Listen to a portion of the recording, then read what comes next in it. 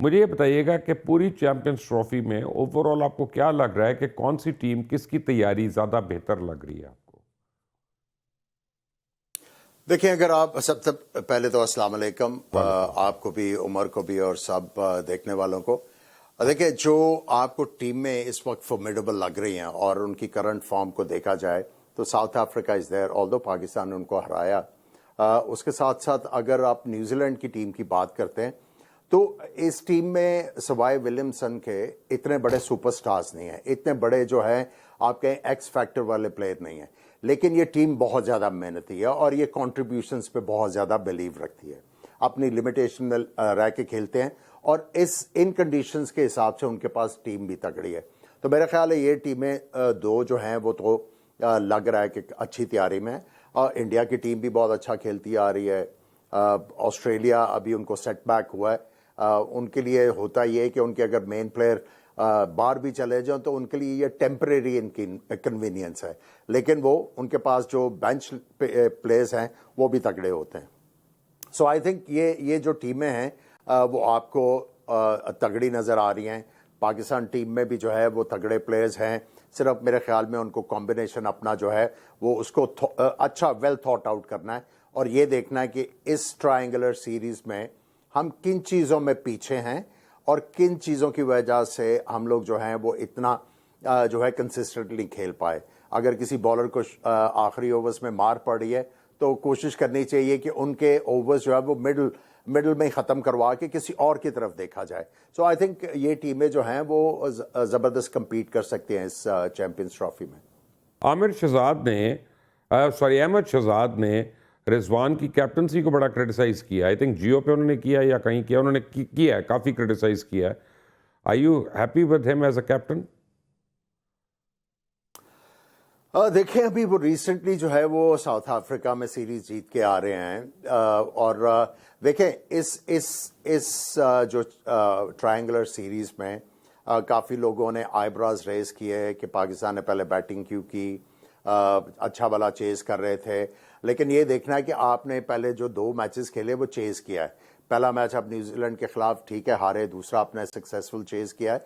आपने ये भी देखना था कि आपकी बॉलिंग जो है वो कहाँ पे स्टैंड कर रही है, और जब हम लोग चैंपियंस ट्रॉफी में जाएंगे तो फिर आपको सांस लेने की जो है वो इतनी ज़्यादा जो है मोहलत नहीं मिलेगी कि अगर आप एक मैच हार गए तो फिर आप जो है वो चेज़ ही करते रहेंगे टूर्नामेंट। सो आई थिंक ठीक है, कई दफ़ा आपको सब्जेक्टिवली जो है वो बड़ा फर्म होना पड़ता है और ऑब्जेक्टिवली आप फ्लेक्सिबल होते हो। कई दफ़ा ऑब्जेक्टिवली आप जो है वो फर्म हो जाते हो और सब्जेक्टिवली आप फर्म होते हो। सो आई थिंक ये सारी चीज़ें देखने के बाद आपको जो है क्लोजर टू द बड़ा टूर्नामेंट, आई थिंक सिलेक्शंस के ऊपर काफ़ी लोगों के आईब्राज हैं, लेकिन इस टाइम मैं समझता हूँ इंस्टेड ऑफ क्रिटिसिज्म अगर आप कोई सॉल्यूशंस बताते हैं तो वो टीम की हेल्प करेगा। ये हेल्प नहीं इस वक्त करेगा कि अगर आप ज़्यादा क्रिटिसाइज करो।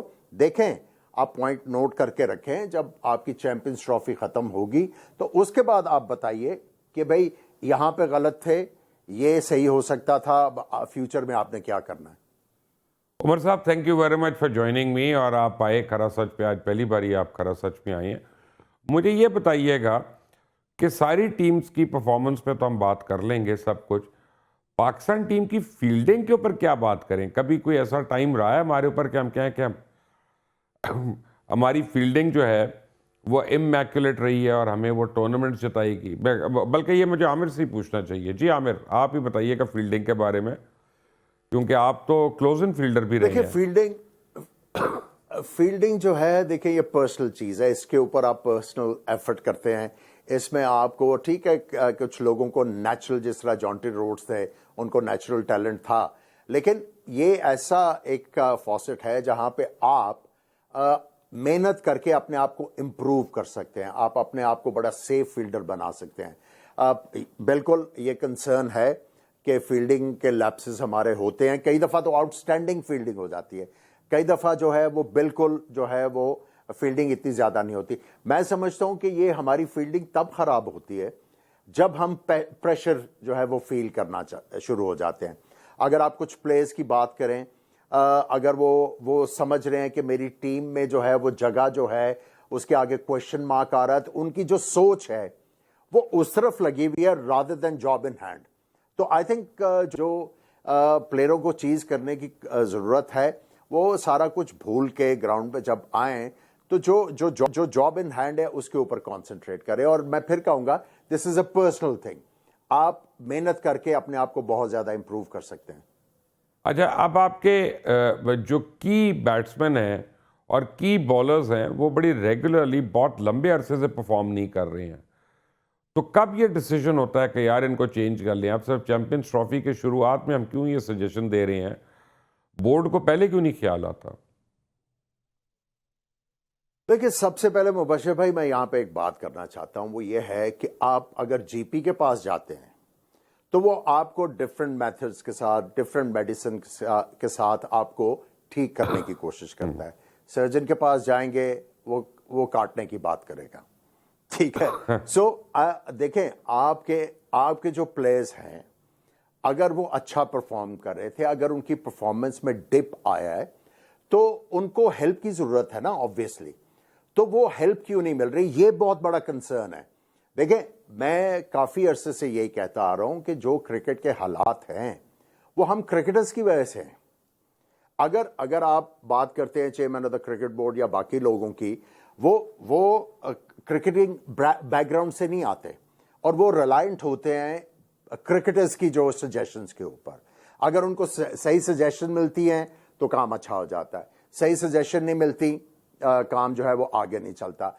मेजर कंसर्न ये है कि आपके पास एक कोचेस का जो है वो बहुत बड़ी टीम है आपके पास। Have they done anything? अब देखें ना, आप शाहीन शाह अफरीदी की बात कर लें, उनके ऊपर जो सबसे बड़ा क्वेश्चन मार्क लगा रहे थे वो इसकी पेस खत्म हो गई है, इसकी पेस खत्म हो गई है। कॉन्टिन्यूअस जो था वो क्रिटिसिज्म था। बात यह है कि उन्होंने कभी भी 150 के ऊपर बॉलिंग नहीं की और उनकी स्ट्रेंथ थी स्विंग करना गेंद का। अब देखिए, जब उनको क्रिटिसिज्म हुआ कि इनकी पेस खत्म हो गई है, उन्होंने पेस बढ़ाने की कोशिश की, उनकी स्विंग चली गई। सो बात यह है कि सॉल्यूशंस जो हैं उनकी जरूरत है। क्रिटिसिज्म तो होता रहता है जी, वो तो बड़ी आसान चीज है। What are the solutions?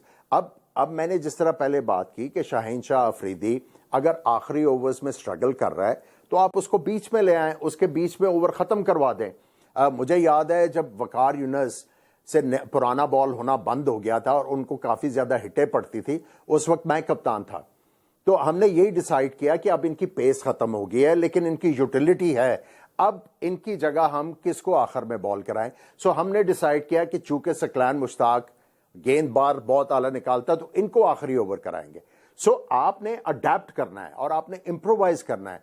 देखिए, शाहीन की अभी यूटिलिटी खत्म नहीं हुई, वो विकेटें ले रहा है, अगर वो रन्स दे रहा है तो वो आखिर में जाके दे रहा है। तो आपने यही सोचना है कि भाई हमने इसके चीजों के सोल्यूशन किस तरह निकाले।